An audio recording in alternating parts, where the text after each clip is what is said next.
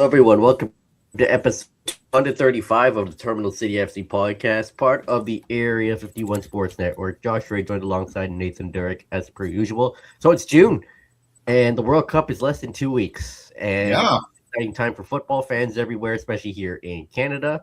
But we'll obviously start with our local Vancouver teams first. The Vancouver Whitecaps have a couple of call-ups for the international window. Let's start with the one going to the World Cup. No surprise here. Andres Cubas will be representing Paraguay at the World Cup, and he and Sebastian Berhalter could face each other for the U.S.'s game against Paraguay in L.A. yeah. They also join Ryan Alumi, who was called up earlier with Tunisia. So that'll be three Whitecaps actually heading to the World Cup. Yep. Andres Cubas was a no-brainer. We knew that was coming. It was just a matter of Paraguay naming their squad. So no surprises there, but always good to see another player. Anytime a player gets to play for their country, I think there's a special place of especially in pride for that. And when I saw, there's like over 40 MLS players called up for the upcoming World Cup, which is a record for MLS heading into a World Cup. Yeah. It's good. I mean, the league it's growing and growing.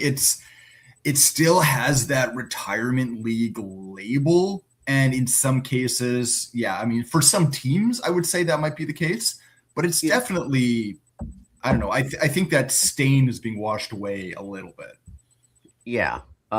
Which includes 8 MLS players representing Canada. More on them later. Other call-ups, Mikhail Gerasimenkov called up for the Moldovan national team. Yep. And for friendlies, and Kenji Cabrera called up for Peru. Yeah. Gerasimenkov, I believe, was Canadian born. I want to say he was born in Calgary. Yeah. But obviously, he plays for the team of his ancestry, Moldova. So, he's been called up with Moldova before. So, all the best to him. And Cabrera, good for him. Always international experience benefits player. Yep. Let's move on to the other Vancouver team. So the Vancouver Rise, 3 straight wins since they moved to the back 3. So it's clearly working. Yeah. 3-2 win over the league leaders Montreal Roses in Laval, and they handed the Roses their first loss of the season in a game that was actually pretty exciting. Yeah, it was a fairly even bout.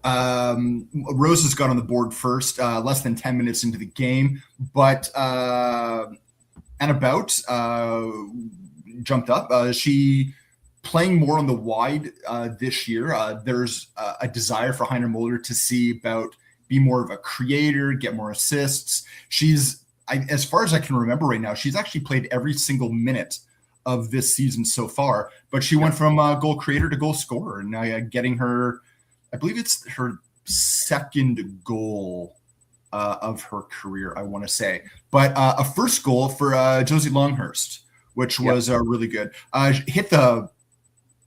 a complete wide open chance, maybe 5-10 minutes before her goal, and completely missed the net. So for her to get on the board and kind of make the rest of us forget that big miss is good for her too.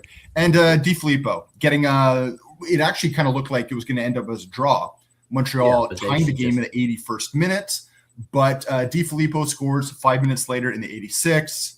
They hang on to get the win, and another road win for them as well, which is really nice to see. 3 wins on the bounce. They're now 3-0-3 on the season. Good enough for third place in the league, and only 4 points behind league leaders Montreal. Yeah, obviously it wasn't the best start. Bennett scored early for the Montreal Roses. It just feels like Suriuka kind of lost her, and then Bennett scored. But good on the Rise for coming back with Annabelle's goal at Josie Longhurst in the second half. And Jessica Di Filippo with a nice shot to beat the goalkeeper for the game-winning goal. And I'm going to still talk about it. Ever since Timoth has shown up, she has been phenomenal on defense. Yeah. Just another solid win for the Vancouver Rise. That puts them 9 points, just 3 behind the Ottawa Rapids, 4 behind Montreal Roses, and 2 ahead of AFC Toronto. The other thing that I'm curious about is this is now also the third game in a row that we've seen Wolf in net. McCaslin being on the bench. You kind of wondered that first game if it was going to be just a breather for McCaslin because she wasn't getting a lot of help from her defense in those first 3 games either. You can make the case that she's just almost getting pummeled by shot after shot. Even last year, you take a look, no goalkeeper faced more shots than her. But 3 games in a row for Wolf, this is now starting to seem like a shift for the number 1 spot. Yeah, it feels like a little changing of the guard in goal. Yeah. It feels like Jessica Wolf is the starter going forward. It's only given up like 4 goals in 3 games, which isn't bad at all. Yeah. And the defense in front of her has looked solid. So it's one of those things where it's little changes that happen kind of all at the same time, and you put them all together and they just seem to be working well together. Obviously still more work to go, but signs are promising. I feel bad for McCaslin. Yeah. I mean, she led this team to an NSL championship last year for the Anna B. Matheson Trophy, but that's the nature of sport, right? It's what have you done for me lately? And when a new person comes in, if the new person performs, that's how you get the spot back. Yeah. One thing interesting with the NSL is taking a look at the record of Calgary so far. Calgary hasn't won a game in 5 yet. And in those 5 games, they've allowed 17 goals against for the worst goals against in the league. They only have 1 point in the entirety of the season. One of their big changes in the offseason, obviously, was Lydia Bedford, head coach, going back to England, where she just earlier in March was named the head coach of England's U23s on the women's side, a position that, she's been with the national setup in England before, so no surprise. But yeah, Calgary is kind of like what Halifax was last year. Yeah. So they're going to have to change things here very quickly. Yeah, and for Vancouver, it seems like changes have been working, which is good. It should also mention that Longhurst, Reyes, and Quinn in the midfield look good against Montreal. A very back-and-forth game, physical one, but a good one to watch. And it felt like an even game. Like, it was back and forth. It was an entertaining game. But, very nice to see Rise come out ahead on this one. A point maybe would have been fair, but to get all 3, I mean, against the league leaders, you take it any day. Yeah, and the Rise have this week off, and they will return to action at Swangard on Sunday, June 14th, when DB Pridham and the Ottawa Rapid come to town. Yeah, this week is the week for the entirety of the NSL. Their 1 week break that they do partway through the season. But welcoming Ottawa and Pridham, who actually is also called up with the women's team for the game against Costa Rica.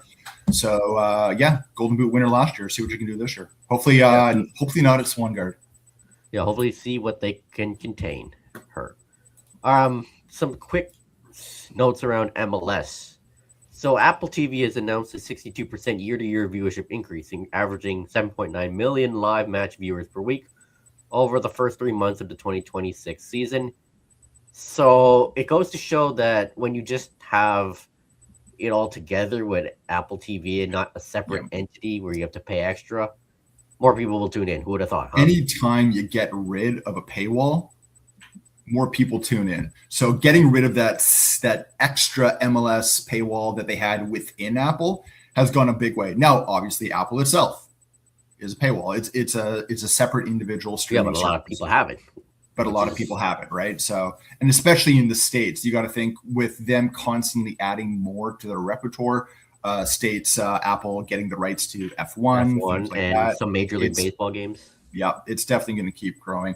The average league attendance is up as well, just over 22,000, which is really good to see. Whitecaps have been put even above they're above average. On most game days when the Whitecaps have a home game, they're usually getting close to that 24, even 25 mark. They've had a couple of games that have been complete sellouts of the lower bowl of BC Place, which is not quite 27, I want to say. Just under 27, I believe. Yeah, so good to see. And this one I think should go as no surprise. MLS has the youngest fan base in the United States across all professional sport at just under 40 years of age. And I think if you take a look at that, I'm pretty sure Major League Baseball is the highest at an average age of about Yeah, for obvious reasons. Yeah. Yeah, I'm not surprised with MLS. You know, soccer or football is growing in the US and Canada. Yeah. More young people are playing it than any other sport. Like in Canada, more people are playing soccer. Or It's kids just are playing soccer instead it's of the most hockey. accessible sport. And don't get me wrong, sport in North America should be free like it is in other places around the world. It costs a stupid amount of money for something that you need a ball and some cleats, but it's better than say what I had to pay for Yeah. I should say what my parents had to pay for when I played hockey as a kid. Yeah, and with the World Cup coming to North America, MLS is growing. A lot of people are growing interest in like the Premier League and Champions League too, especially younger people. Social media has a big presence. The in that, other so thing I is guess- accessibility. I think of when I was a kid, trying to watch Premier League or even like the earlier, like before the Premier League, before that came in the early 90s or any of that stuff, it just wasn't available. You couldn't do it. I remember, I think it was Sportsnet World who first kind of brought in bidding rates for any sort of league outside of North America. And that wasn't until I don't know, I think I was in my 20s. Yeah, like 2000, like when the Premier League was prime Barclays, like late 2000s. I want to say mid, because I remember watching still when I kind of started to watch and I became a fan of European football and what that. I don't know. My joke is that it was still back in the day when Gareth Bale was a left back.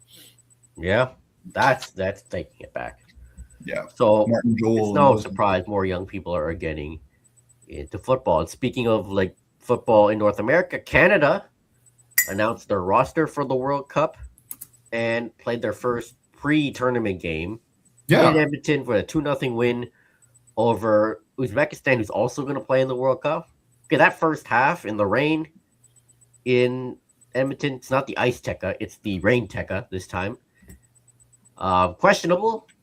Some shaky passes, some shaky defense, poor finishing, but much better in the second.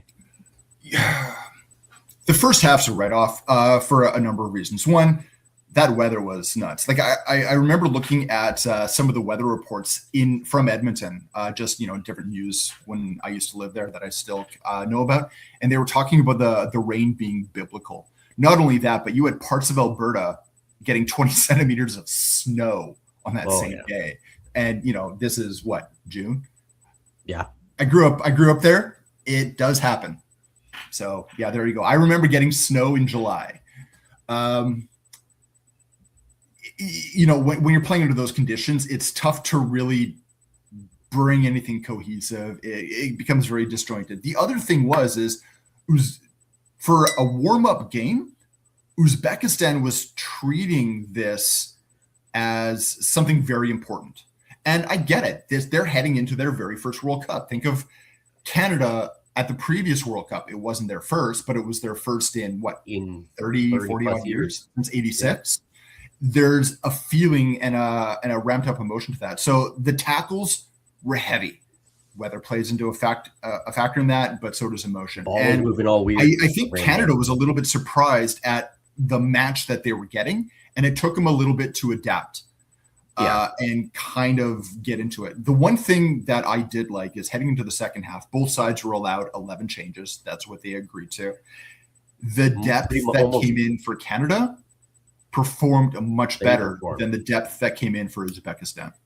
I think it goes to show how deep this Canada side is, and this is obviously the best Canadian men's side we've ever seen, and we've never had depth like this for Canada. But the guys who stood out, especially two guys who didn't make the World Cup squad but still have a chance, especially given Marcelo Flores tearing his ACL.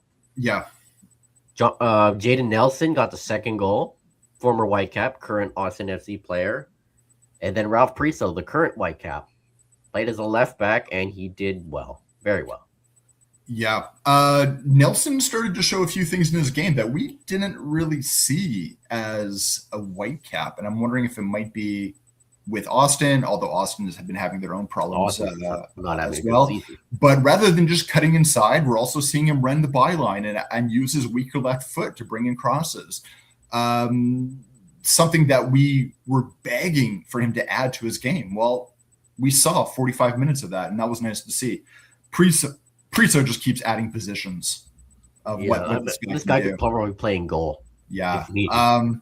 So the like, it's not a like for like, but the closest like for like for Flores would be Nelson. Both attacking players. I would say Flores is much more creative, but he does have that ability to play kind of like all three positions kind of behind striker, where Nelson, we see him predominantly on the left. We can't see him on the right. It's not as much. That's kind of what I think Canada Soccer is looking at. Yeah. But I think the position that's more needed is what Ralph Priso can do. A defensive midfielder, a center back, a left back. And when you look at how weak that left back position is, in the fact that you still have Alphonso Davies coming back from injury. You still have Larea coming back from injury. Larea only played, he didn't even play the full half. I can't even remember. It came off maybe at the half hour mark. On top of that, you had at training today, right now, Scianti with TSN reporting that Moises Bombito and Alfie Jones both training in just regular trainers and not cleats today. Bombito's coming back from an injury too, and he looked rusty in that first half. Can't blame him. Well, he came off limping at that half, right? Yeah. So these are two guys that are not quite 100% yet in that back line. Again, all positions that you can throw Ralph Priso in. The smart choice, I think, is to bring in someone like Priso. Yeah, and honestly, a lot of people were not happy he made the original 26-man roster squad, rightfully so. I would have picked him over Waterman. I'll say that. Waterman's been better since he got out of Montreal. Yeah, but he's been up and down. Chicago's a good team, but he's more of a depth guy there. I mean, so is Ralph Priso in Vancouver. Well, we've always been used to Waterman as being a depth guy with the Canadian setup, especially underneath players like back in the day with like Victoria and whatnot. Yeah. He did not play in 2022. Yeah. Waterman. Well, I mean, the other thing I'm also wondering is just how much a player like Derek Cornelius is just riding on past experience, because he wasn't really a factor. And yes, I know injury kind of threw things off at the end, but he was a non-entity at Rangers. Well, the coach pretty much sidelined him, which exactly right. Also. So I want to know why that is. I think he didn't have the best relationship with the Rangers brass. Which is weird because they agreed to the loan in the first place. Yeah. Maybe after the World Cup, Cornelius goes back to Marseille or elsewhere. Kind of has that rejuvenation like Ismail Kone did. Exactly. Yeah. Who, by the way, also was very good in that first half. Yeah. Kone looked really good. Crépeau, I got to be honest. Yeah, me too. He's the guy right now. Of the two. Like, I mean, yes, I know people are still going to keep talking about Pantemis, and we're going to be talking about Pantemis until the end of the World Cup about whether or not he should have been called up, and it will be all about hindsight. But out of the two that we've been talking about for the past year and a bit, it's Crépeau. Yeah, I mean, the experience. He was the Copa America hero, like against Uzbekistan, making these great saves. I think he's the guy as of now. Yeah. The other one who kind of wound the clock back, and not just because of the goals scored, was Jonathan Osorio. Yep. How much more confident did that midfield look with Osorio running the show rather than Eustachio? And I'm surprised to say that because I've been a big fan of Eustachio for years. Yeah, and Eustachio was also dealing with an injury with LAFC. He is. That's true. Yeah. He's better now, but I guess, Osorio off the bench provided that extra energy. Yep. Canada needed. And probably people saying, oh, he shouldn't have been called up for Canada. I think it's a good call up because they need that veteran experience. I have no problem with Eustachio. I have no problem with that either. No problem at all. And that game against Uzbekistan. Though I am excited to see players like Saliba, really get a run in midfield, because I think those are the guys that are the future of what the squad is. So when I look at a player like Saliba, I'm like, this can't be just a depth guy. This needs to be a guy that's rotated in and out when you're playing games every 3 days. And speaking of the Osorio goal, he did not get the assist. He got the hockey assist on it. It was Ralph Priso who passed it to Daniel O'Shea. Yeah. Oluwaseyi assists on both goals. Yep. Pretty good. I mean, all the strikers seemed to do well in that game, except Jonathan David was a little isolated. He was kind of invisible. I have to admit. He was. It was interesting because we're used to David almost dropping back to a 10 at times to get the ball, bring it up, cycle it through the other attackers. That was Tanny in this game. Yeah. Larin looked decent as well. I guess, moving to Southampton was really the best thing that could have recently happened to him. You know what? Again, I hesitate to really judge any of the strikers that were in on the first half. Yeah. Because there's no service. They were barely getting any service. Yeah. There wasn't, and you're left on an island if you're not getting the ball in the first place. Yeah. Again, someone like Oluwaseyi deciding to drop back and make things happen rather than waiting things to happen. I like that. But yeah. The first half, I feel it's difficult to really judge anyone. Yeah, because both teams are just adjusting to the weather. Yeah, no, that's very true. So as of now, Canada's training in Montreal. Jones, Ali Ahmed, Moise Bombito modified training. Alfonso Davies, Jacob Schaffelberg also training, though Davies is training solo. And he will not play against Bosnia, as confirmed by Davies himself. Yeah. On the Sid Sicero show. Good. Which makes sense. Yep. I have no problem with that. Yeah, Moise Bombito, as Matthew Shinetti reported, is wearing trainers, not cleats. So is Alfie Jones. Yeah. Well, we'll see. Priso.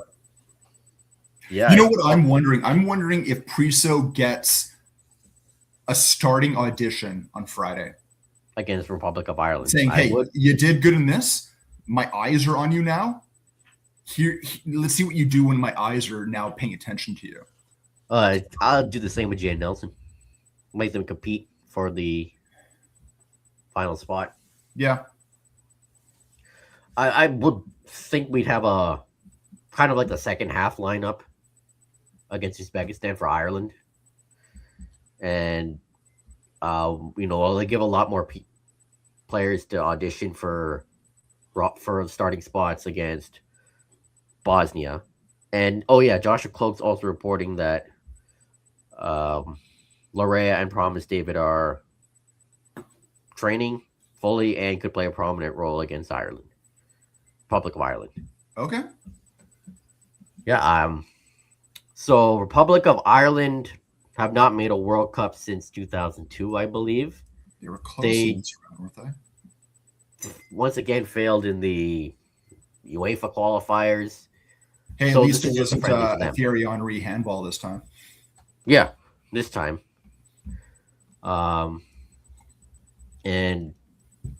It's another test for Canada to get prepared for the World Cup.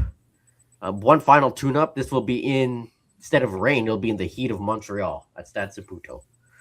Yeah. I like this, though. I like this that they're doing these. Well, I mean, it helps that Canada's a host nation, but having these games in stadiums away from where the actual host stadiums are, playing in Edmonton, playing in Montreal, I like that. It brings the rest of the country to actually be able to see these. And Edmonton, I mean, with the weather that was there, and Commonwealth Stadium has no cover at all, right? And there's no cover. It's basically enough concrete to build another, I don't know, Diefenbunker or something like that. But I think they announced over 49,000 in the stands. So good on you. Yeah. Because that rain looked torrential. Yeah, and it's going to be a hot World Cup. They've So already been the talking game about that. In fact, did you hear Thomas Tuchel, head coach for England, actually told his players, if you can, go to the States beforehand, go and take your week or whatever vacation there just to get acclimated. Yeah, like Reece James is already in Florida. Yeah, that's what they said. Is like go to Florida, go to Texas, go to Georgia. They're going to be in Kansas for their base, so which will be. Well, it's the same thing when it was like 86 in Mexico and all, or even like the Olympics in Mexico when they said go to Mexico City, get used to the altitude, right? And there was athletes there that were there for a month beforehand just to get used to it. Yep, Toronto and Vancouver are going to be scorching over the next few weeks. Except for the rain coming here, but yeah, that'll end. Then We'll have the weather. Yeah, I mean we have a roof anyway. So yeah, exactly. Canada, Ireland this Saturday, I believe it's at 4 Pacific from Montreal, and let's see what Canada can do. I think on paper they should win this game. I wouldn't be surprised if they get another win anyway. It's a good test. I'm kind of likening it to the Wales game that they played back when. Yep. And I think it's a good test for depth players again, like Priso, Nelson fighting for spots. Jacob Schaffelberg's fighting for start. Promise David as well. Yeah. So should be a good one. And then June 12th is when it all kicks off for real. June 11th is the day the tournament begins. Yep. I think next week we'll do our big World Cup preview show. Yeah, makes sense. Where we make our predictions and all that. And Canada, horrible predictions. Like the odds obviously are low for them in the World Cup. But this is a team that I think can surprise people. I think they make it out of the group. I think they make it out of the group too. And then after that, it just depends on the draw. Yeah, round of 32 I see is where it ends, but I won't be surprised if they make the round of 16, depending on who they draw. I mean, the bar is set low for Canada in the fact that if they win a game, they've done better than they've ever done before. Yeah, that's how. So, yeah, win a game, right? I mean, we're not like the American Samoa story from way back when, but you know what? Yeah, they're not. That'll be nice. They're not like teams like Cape Verde and Curacao are just happy to be there this time. Hey, Cape Verde has looked good. Yeah. Their last game, didn't they win like 3-0 against someone? I think so. ESPN has ranked every team at the World Cup. Canada, they rank Canada 25th, just ahead of Algeria and below Mexico. It's kind of in the middle of the pack. Yeah, I think that's fair. 3 ahead, 3 behind the United States. And for those wondering who's number 1, it's France. Yeah. France, and Qatar is at the bottom. France and Spain. Those are the 2 favorites. Yeah. And I mean, you've got other teams that are always going to be up and around there. We'll have to wait and see. But France and Spain, I don't see. I mean, in a knockout game, anything can happen. But right now, those are one of those 2 is my pick to win. The top 5 are France, Spain, England, Portugal, and Germany. Well, I'd have Argentina over England and Germany. I don't know. Argentina, I know they did it last time. I don't see it this time. Me neither. Netherlands are 8th. So that's a dark horse team. Netherlands is always a dark horse, right? Yeah. They're always the team that just never quite did it. Yeah. Turkey is number 10. That's one of the teams that will be playing here in Vancouver. They have the first game against Australia. Yeah, Belgium is 3rd. Yeah, Belgium is number 12. Also a team that plays here in Vancouver, though a bit high, given it's just not prime Belgium anymore. No, it's not. Belgium was 4 and 8 years ago. I mean, but the thing is, you can also say that about the Dutch. Yeah, or Uruguay or Croatia. Croatia's 16th. Well, Croatia is always considered they're considered the best footballing nation in the world for their size, right? Because they always punch above their population of 3 or 4 million. But when you've got guys like, they're not bringing in the young yet. Not when you have guys like Gvardiol is not really young anymore. Yeah. Yeah. So I like Croatia. I also like their shirts. The checkered pattern is always cool. yeah.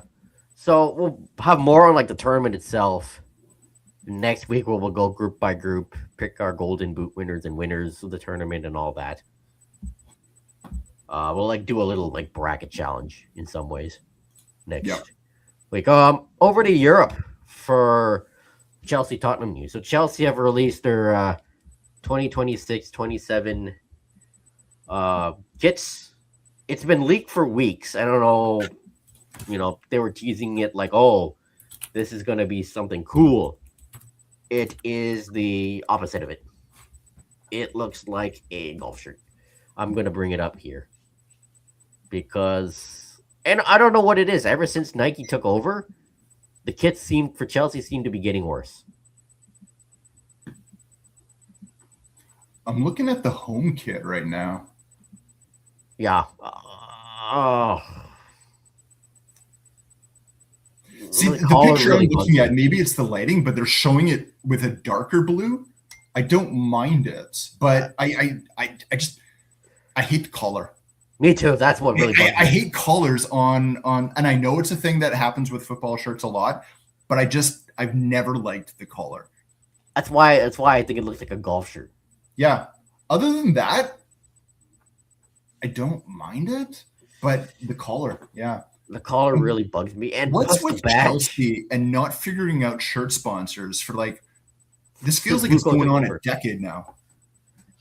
Apparently Chelsea wants 60 million from shirt sponsors, but sponsors are only going to offer half of that. Well, you didn't qualify for Champions League.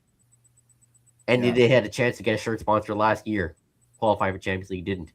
60 million. No. There's rumblings that they're close to dealing with one. It might be a tech company. At this point, I wouldn't be surprised if it's ChatGPT. When it comes to generative AI, I'm wondering how much money is actually in there. The badge isn't the full badge. I heard they're doing, it's like an old school badge, right? Yeah, and you can see the badge outline here for those watching. I'll take your word for it. It just feels like they phoned it in with this kit. The collar. You know what? If they would have made it a darker blue and got rid of the collar, like that, like how with the way the lighting is on that, if that was the blue that you had under regular lighting, yep, even that's better. Yeah, without the collar and the full badge and a sponsor. Yeah.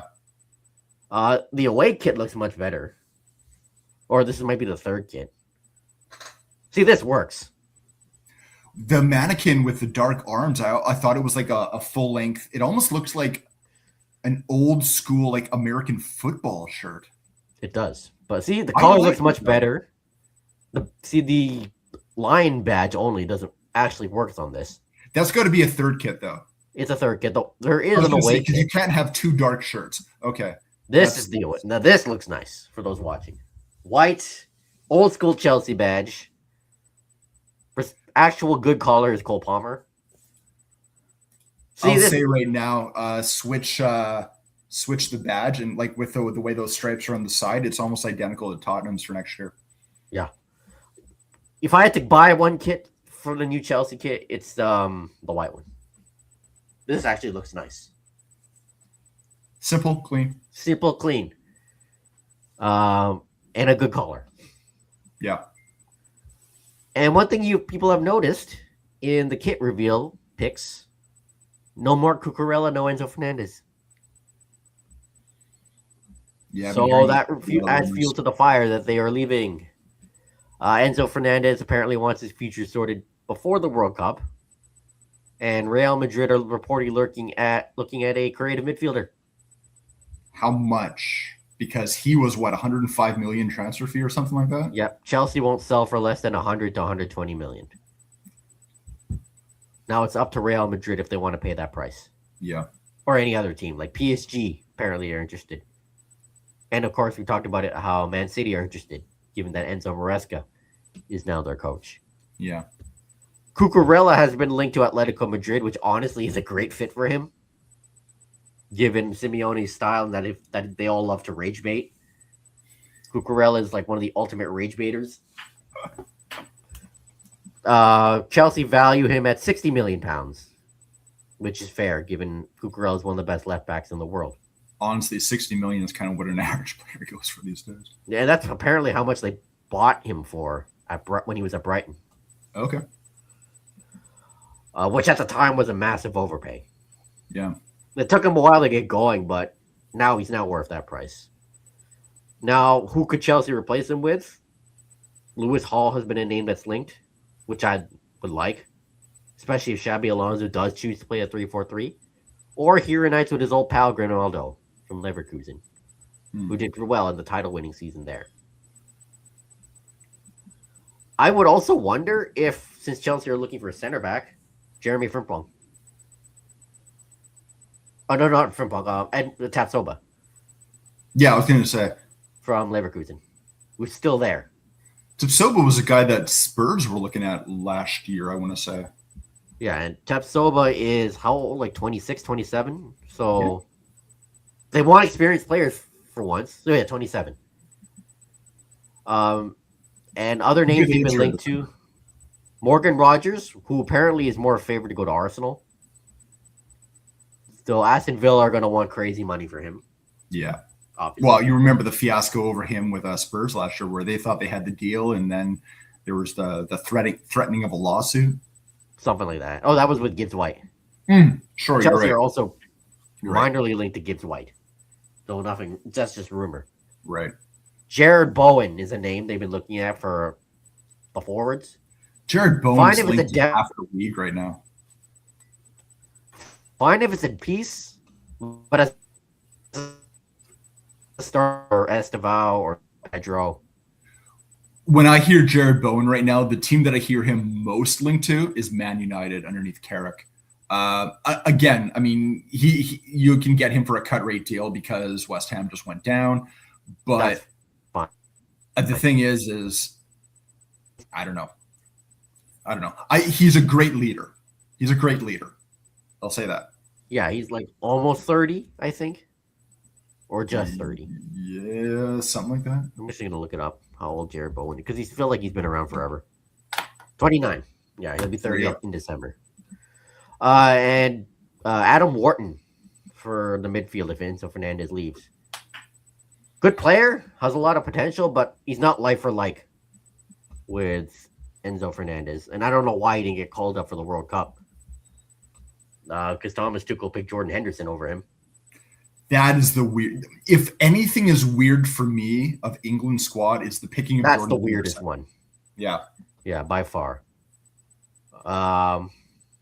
He's not really a creative midfielder like Enzo Fernandez, but he's a more defensive minded, but he is good at progressing the ball, but not as good as Enzo Fernandez right now.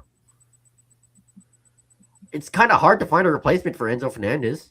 Yeah. That's like for like. Elliot Anderson is like the guy, but it seems like he's going to City. Those sort of players don't just show up. They don't grow on trees. Yeah. Valverde, I mean, they want to do a swap deal, but that Real Madrid are never doing that. And for players that are potentially leaving, others, Romeo Lavia, who apparently has not played a full 90 minutes since he joined Chelsea, which is absolutely insane. Yeah. What happens first? Chelsea get a shirt sponsor, or Lavia plays a full 90 minutes? Or that dude from that fan from Manchester United cuts his hair finally. Yeah, or that. Well, it's possible now. I know, right? It came close. Yeah. I don't know. I think it's better to cut ties with this guy. Like 3 years in, barely played. Yeah, I mean, or send him out on loan even. Yeah. With an option.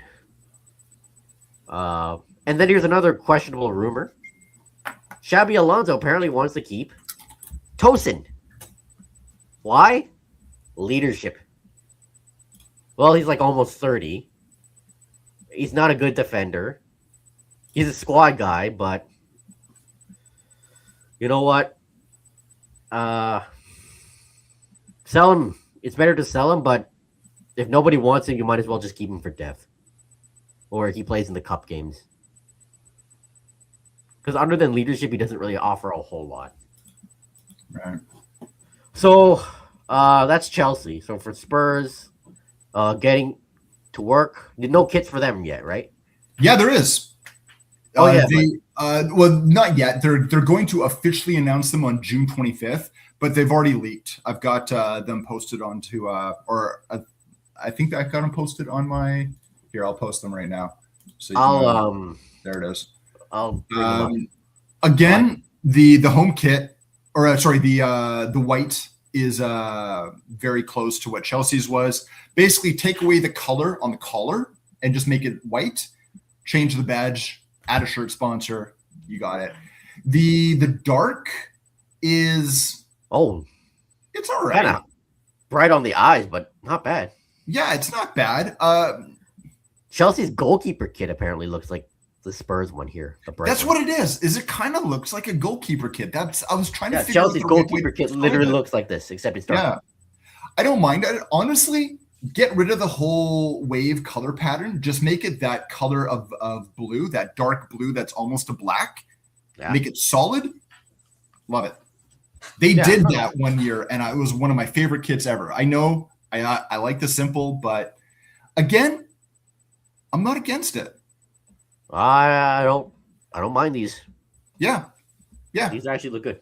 So yeah, they're going to be officially announced on June 25th, but like everything, it's leaked out way in advance. Thanks to footy headlines.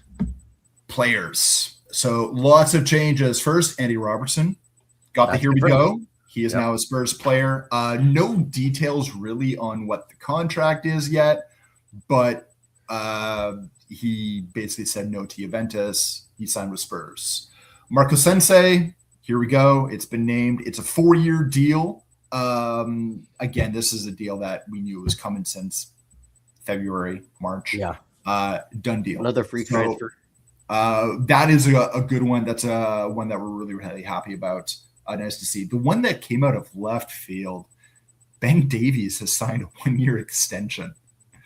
I honestly thought that he may have decided to leave last year, but he stuck around. And the thing is he ended up playing a number of matches just because of the massive amount of injuries. And we talked about that last week, about the injuries that Spurs faced throughout the season. You know, over 2,000 match or game days of player injuries, a player availability rate of only 75% rather than a 90% of what you arguably would expect for a professional football team in England.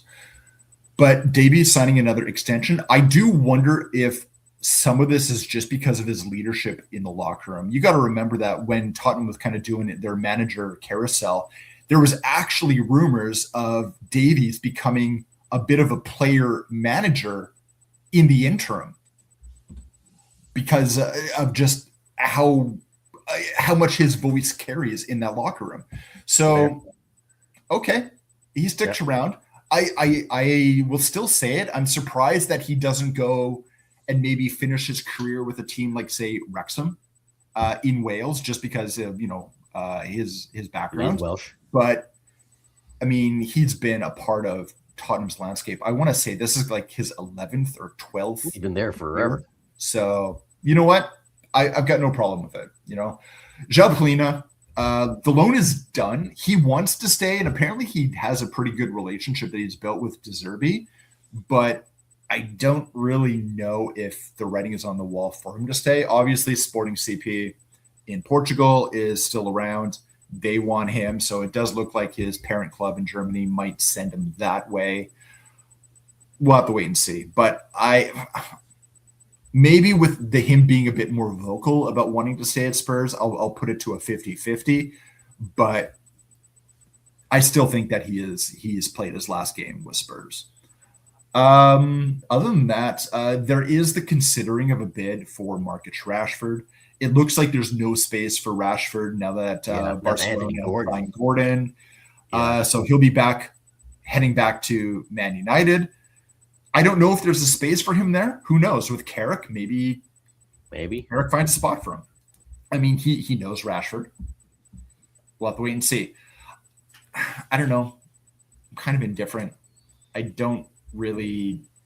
rather them look elsewhere first, but I hear there's an option there. The one that looks like it is very close to being done, not quite done yet, is for Man City's Savinho. This is a player that Tottenham went quite hard on last summer, but City just didn't want to release him. He's a young player, winger that they rated pretty highly. And Just then hasn't got a lot of game time. didn't get a lot of game time, but he also didn't really perform with the games that he did get. So it does look like Spurs have essentially agreed to a 5-year contract expiring June 2031 at about 6.5 million per year in pounds. Player and agent want it done. City want 50 million pounds for this guy. Now, they wanted, I want to say it was around the 60 to 70 million pound mark last year. Obviously, it's dropped. But given how little he was utilized, Spurs right now are offering about 35. Now, 15 million pounds, and especially with the agent and the players really, really pushing for this, I expect it to get done. My guess is it'll get done somewhere around like, I don't know, the 42 to 45 range. Yeah, that's what I'm guessing too. You know, it'll be done. So we'll have to wait and see. De Zerbi looks like he wants to raid Brighton. All of his players from Brighton. Obviously, there's a number of players he wants to bring up. Carlos Baleba, Jean-Paul Van Hecke, Bart Verbruggen, all targets. We'll have to wait and see. Van Hecke, someone I want at Chelsea. Yeah, exactly, right? We'll have to see if it happens. We'll wait and see. And then even though Sensei has been signed, it does look like they really, really want another center back. We know Romero is likely to leave. Yep. I'm okay with that. I really like Romero, but he's a bit of a wild cannon with too much of a hothead. Words, and we just don't know. The nice thing is it looks like Van de Ven is staying. It looks like he wants to stay. So that's a good one. Yeah. That's your experience at the back. I like Danso. I think Danso is growing as a player. You're also going to be bringing back Luka Vasejevic.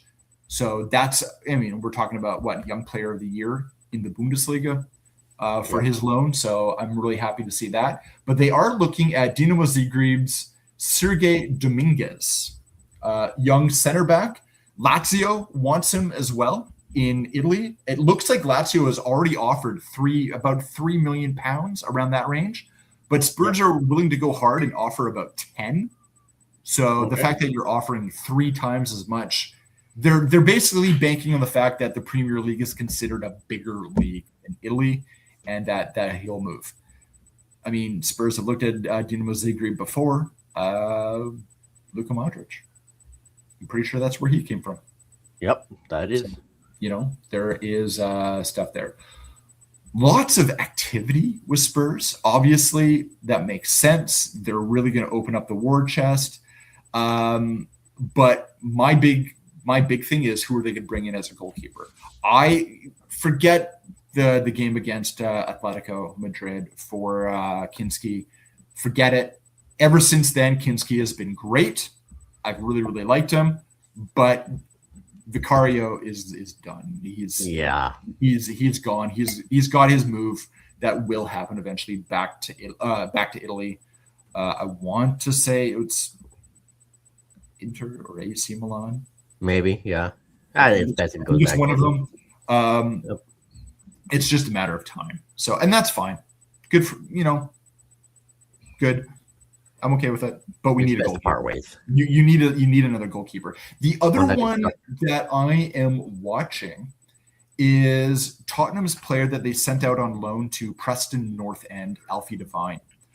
Alfie Devine, big guy, midfielder. Lots talked about this guy's potential. He was Young Player of the Year for Preston last year. But it looks like Preston might want to enact the buy clause that was a part of the loan. I think it's around the 6 million pound mark. Honestly, it was written into the deal. So if they decide to enact it, I get it. A player I would like to see stick around, but the problem is I don't know if I see the spot for him right now. So if he goes, 6 million in the bank, a guy that comes from your academy, that's okay. Especially because I see players like Archie Gray and Lucas Bergvall having a much bigger role coming forward. So I just don't know if I see the spot for Alfie Devine, unfortunately. That's it. Yep, that's first.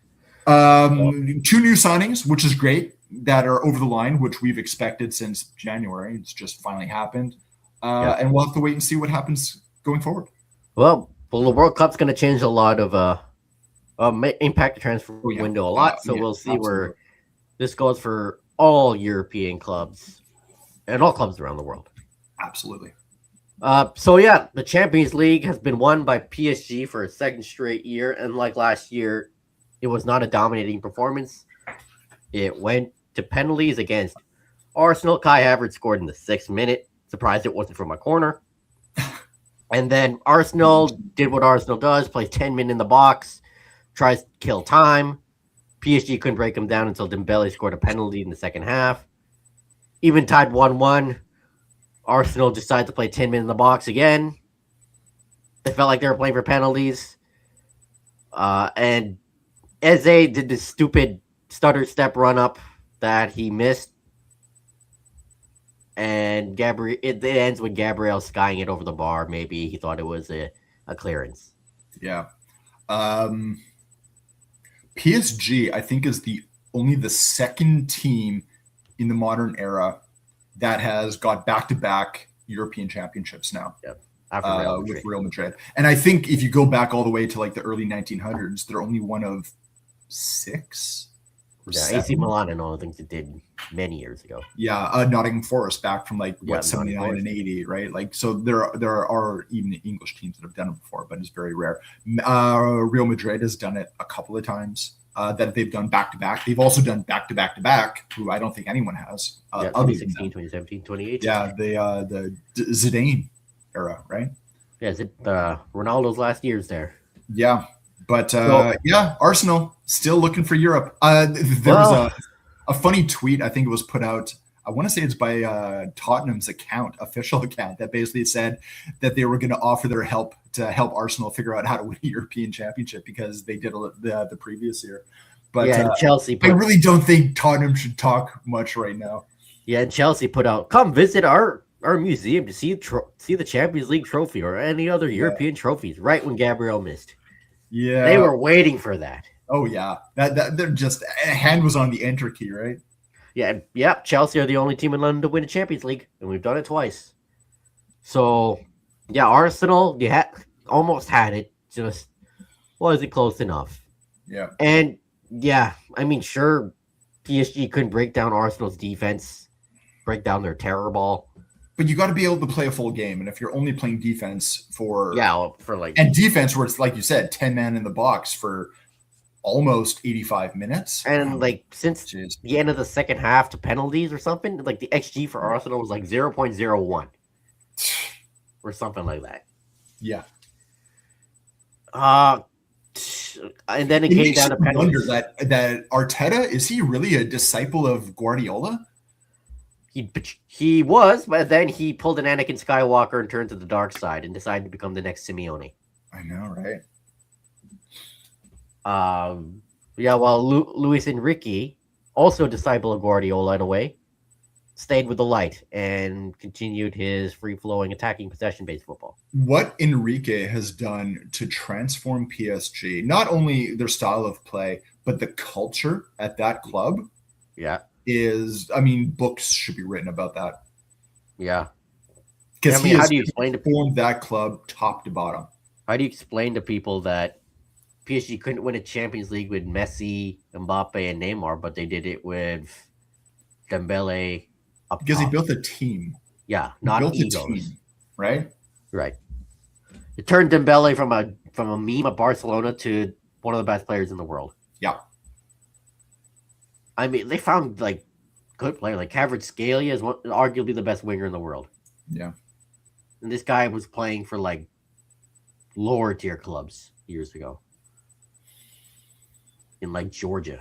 Yeah. Good on them. PSG was always the joke for a long time, right? You can do it in Ligue 1, but after that, Now they won back-to-back. Yeah. Now Arsenal's a joke. You can do it in the Premier League. You have to take a look at PSG and look at this club or this squad as it is right now as one of the better ones that has existed.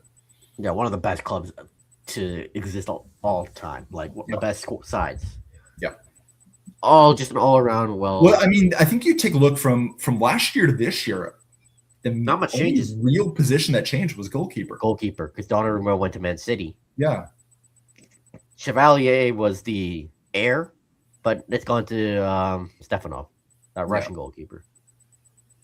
It looks like Chevalier is probably on his way out. Well, I mean, he was a goalkeeper Tottenham had been looking at when they brought in Vicario way back when. So, yeah. In some ways, PSG saved football because if Arsenal won the Champions League, teams would try to imitate that terror ball style. Yeah, pretty much. Thank goodness. Couple of manager changes. Areola has signed officially with Liverpool. A deal that happened very quickly. Arne Slot was gone and Areola was there 3 days later? Yeah, well, Areola pretty much confirmed months ago that he was leaving Bournemouth. Yep. And now he's going to Liverpool. And they had Liverpool had the chance to bring in Xabi Alonso, but apparently didn't want him. So, and now Xabi Alonso's a Chelsea boss. Yeah. Being how long they waited after the end of the season to sack Slot, yeah. Everyone kind of thought that he was going to stay. Like they were going to be like, okay, one more year. But nope. No, and I'm kind of surprised that they waited as long as they did after the end of the season to pull the plug. Yeah. But we'll have to wait and see because Areola, I think, is a good guy. I think it'll be interesting to see what he does. A couple of other manager changes. We know that Glasner is gone with Crystal Palace. And, man, what a job he's done with Crystal Palace. Winning in the Conference League. Well, 3 different trophies. They won, Community Shield and FA Cup over the last couple of years? That counts. And the FA Cup. Yeah. Yeah. But it looks they've never won a trophy before. Again, he's a name that's being talked about in England, but I want to say it's AC Milan. That's also it looks like AC Milan is interested in Glasner, who they also failed to qualify for Champions League. Absolutely. The other name is Benfica is going to need a guy to replace. It was Mourinho that was just there, right? I'm drawing a blank. But anyway, it's Silva is leaving Fulham and looks to be heading towards Benfica. So I'll have to wait and see if that happens. It's not a done deal yet, but it is on its way. Final thing to wrap up, IFAB, who kind of put out the whole rules of the game and whatnot, they've come up with their brand new rules that are going to be enacted for this year's World Cup. Now, some of these have already been talked about. The whole idea is that players are not allowed to cover their mouth when they're talking to members of the opposing team. That will actually go to a straight red card because of the possibility that they might be, saying something offensive or racially motivated or anything of that ilk. This goes back to what happened between Vinicius Jr. and the player from Portugal during the Champions League. So that is one. There's going to be a number of timed rules that are being brought in. So there's a throw-in countdown. If your team is awarded a throw-in, you have 5 seconds to do it. If a player deliberately delays the restart, the throw-in will be given to the opposing team. Goal kick countdowns of 5 seconds, not 8 that we had seen in previous ones, but 5 seconds. Attempts or deliberate attempts to run down the clock can result in a corner being given to the opposing team. So we'll have to wait and see whether or not this goes on as well. And time limited on substitutions of 10 seconds. Substitute players have 10 seconds to leave the pitch from the nearest point. So any of the 4 different sides, not just doing your little walk or your little, looks like you're moving your shoulders as if you're running, but you're actually moving slower than if you were walking. If the substitute does not leave, then the new player is not allowed to enter the pitch for at least 1 minute, and the team must play with 10 players. Off-field treatment. So we're a one that we're used to in MLS. Players who are being treated by the physio must leave the pitch for 60 seconds. There are exceptions if it is goalkeepers or if the injury and if the player ends up being booked or sent off because of the injury that does occur. So that is something that we're used to a certain extent in MLS. MLS also includes that if it is anything to do with the head, I don't believe the player has to leave, but there is that as well. The other two is corners can now be checked by VAR. And Josh, this is something that you and I can throw back to, because the one thing that's being talked about is the last game between Tottenham and Chelsea, when Mickey Van de Ven was brought down in the box. And they said that, well, we can't look at that. It happened before the kick.